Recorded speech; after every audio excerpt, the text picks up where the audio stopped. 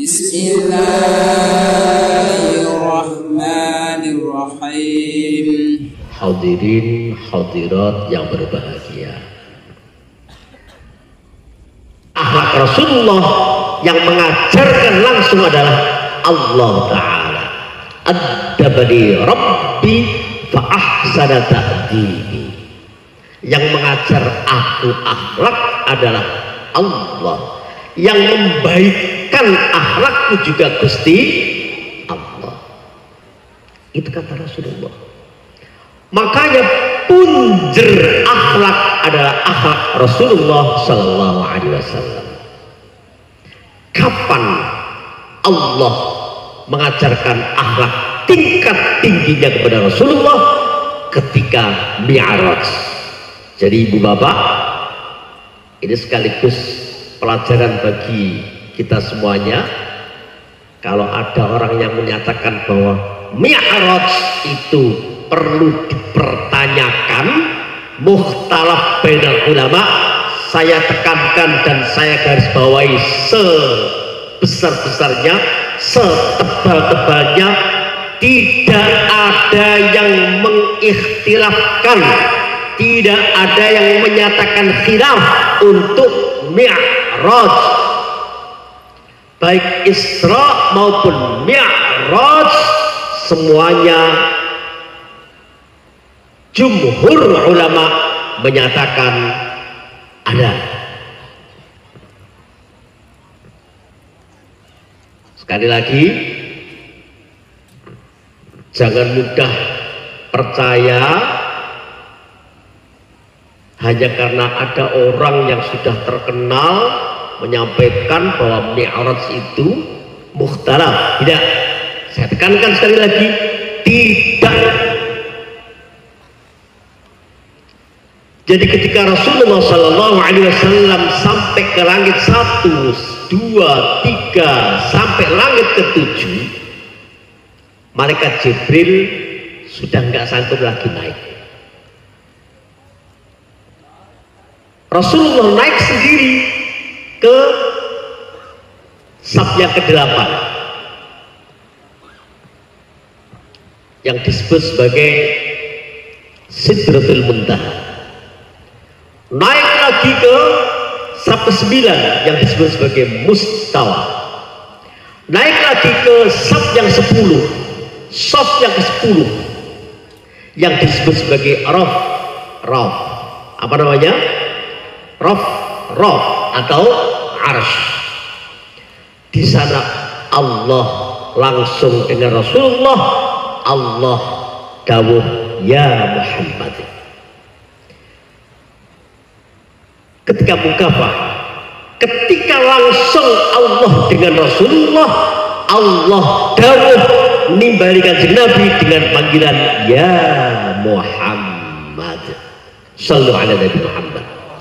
Sallu ala Nabi Muhammad.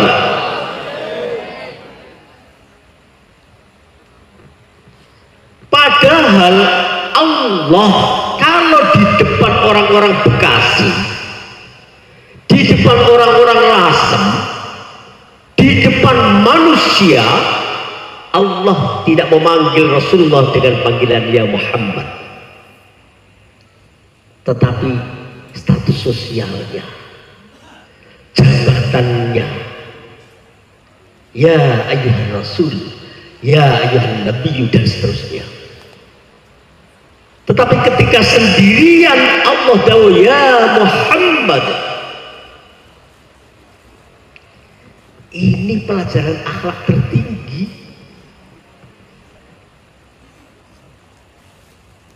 Apa bentuk akhlaknya? Penghargaan Allah terhadap Rasulullah Sallallahu Alaihi Wasallam, tidak mau menjatuhkan, walaupun dia itu hambanya, dijatuhkan di hadapan orang-orang yang memuliakan dia.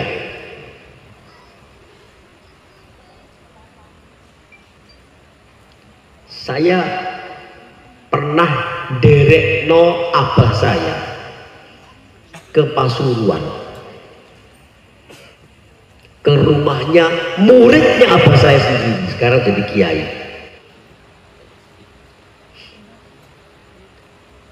Begitu sampai di sana, begitu turun abah saya derek no itu yang semula berada di majelis begini, begitu tahu ada abah langsung turun, langsung Masya Allah abah, apa yang dilakukan abah saya, walaupun itu muridnya, walaupun itu kalau di pondok ya di tas gitu kadang-kadang gitu ya, jenggung-jenggung gitu, tapi di hadapan murid-muridnya abah tetap menghormati dan tidak terbuai dengan apa namanya sanjungan. Ya Gus, alhamdulillah sehat ya, alhamdulillah paling sehat. Monggo Pak. Ya, monggo pinara dulu mriki wis sakjane ngene kene wae. Saya tak di sini saja. Nggak mau, nggak kerso duduk di atas apa namanya di atas karpet yang disediakan, nggak kerso. Akhirnya semuanya duduk. Karena apa? Karena di hadapan para murid-murid atau para orang-orang yang menghormati. Begitu tamu-tamu sudah pulang semuanya, langsung telinganya dibawa ke cewek Pak. Ayo, beli durian, carikan durian sana, carikan durian. Pok, udah Masya Allah. Saya dulu tidak paham kenapa itu dilakukan. Akhirnya saya paham, oh ini pelajaran dari Allah kepada Rasulullah Sallallahu Alaihi Wasallam. Jadi karena begitu Bapak Ibu, kalau anak panjenengan ada yang jadi kepala desa misalnya ya, ada yang jadi kepala desa, jangan kok terus ngomong, oh itu sana nemuin Pak Noh sana, nemuin Noh sana. Oh, jangan begitu, sana temuin Pak Kepala Desa. Oh ya, jabatannya, status sosialnya. Sana temui Jokowi sana, jangan, nggak boleh gitu, walaupun dia ibunya. Tapi sana sowan ke presiden. Oh, gitu. Ini bagian dari pemuliaan dalam konteks jabatannya. Hadirin hadirat yang berbahagia. Satu saat waknya Rasulullah, yaitu Sayyidina Abbas, memanggil Rasulullah dengan panggilan namanya, Muhammad, labbaika ya ammi. Rasulullah juga menjawab biasa saja, ya paman. Dan sahabat-sahabat juga gak ada yang protes. Memang wak manggil ponakan kok. Kanjeng Nabi ya biasa wae. Ponakan dipanggil oleh waknya kok. Sayyidina Abbas juga gak merasa salah. Wong wak manggil ponakannya kok. Muhammad biasa. Tapi Allah baper. Allah baper,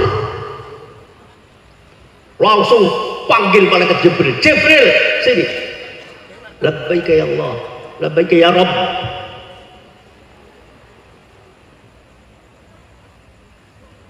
Bawa ayat ini, turun, bawa ayat ini, cepat ya. Oke. Malaikat Jibril dalam kisah dalam tafsir sampai 3 kali diperintah oleh Allah langsung. Jibril turun bawah. La taj'alu du'a ar-rasul bainakum ka du'a ba'dikum ba'da. La taj'alu du'a ar-rasul bainakum kadu'a ba'dikum ba'da.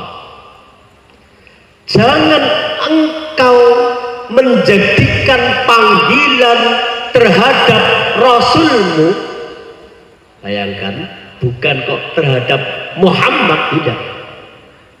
Jangan engkau jadikan panggilan terhadap Rasulmu seperti kalian ngundang tetangga kalian, teman kalian,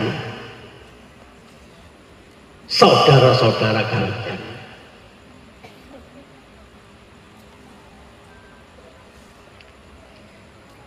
Sehingga ketika para sahabat bertanya kepada Rasulullah sallallahu alaihi wasallam, "Wa kaifa nusalli 'alaika ya Rasulullah?" Bagaimana cara menghormati kami terhadap engkau dengan membacakan sholawat kepadamu? Sementara kalau uluk salam, kalau masalah salam kami sudah pernah kamu ajari, engkau ajari. Assalamu alayka ya Rasulullah, assalamu alayka ya khairal mursalin, ya khairal rasul, macam-macam.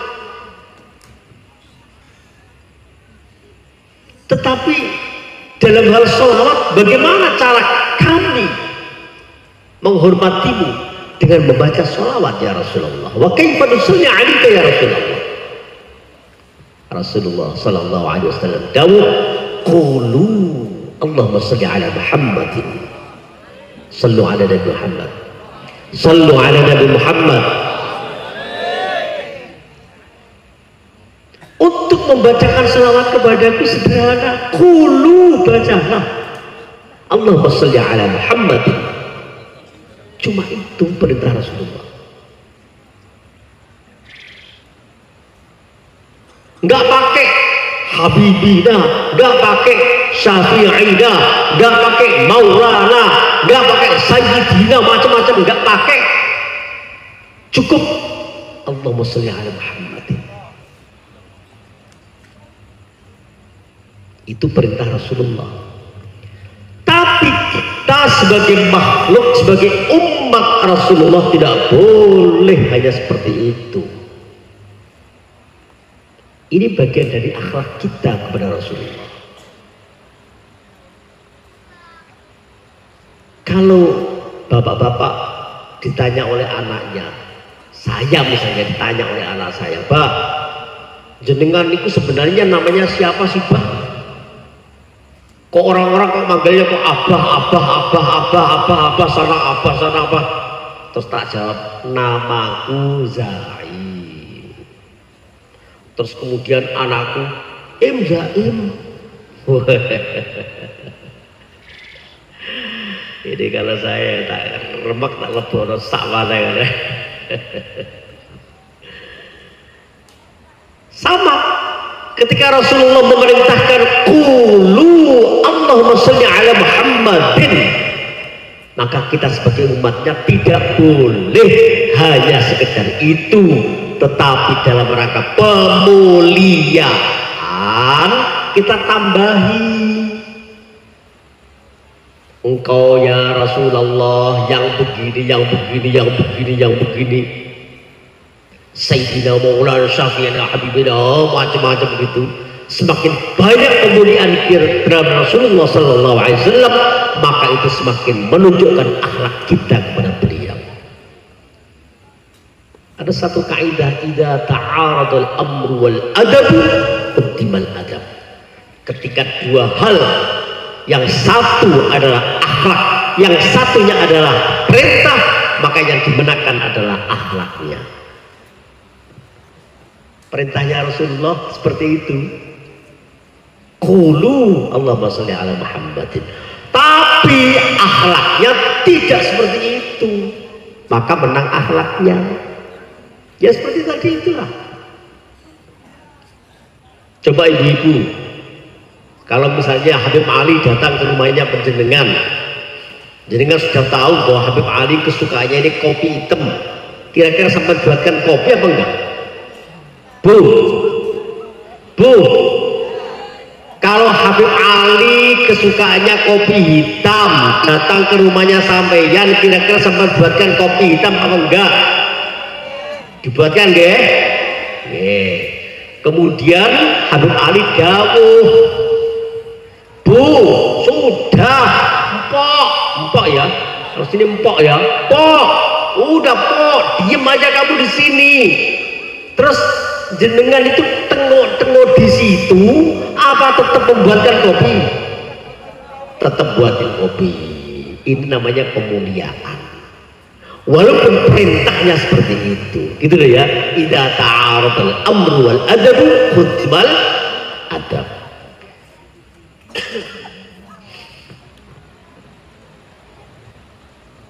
Hadirin hadirat yang berbahagia, akhlak Rasulullah Sallallahu Alaihi Wasallam yang seperti itulah yang diturunkan kepada ulama-ulama pelanjut Rasulullah Sallallahu Alaihi Wasallam.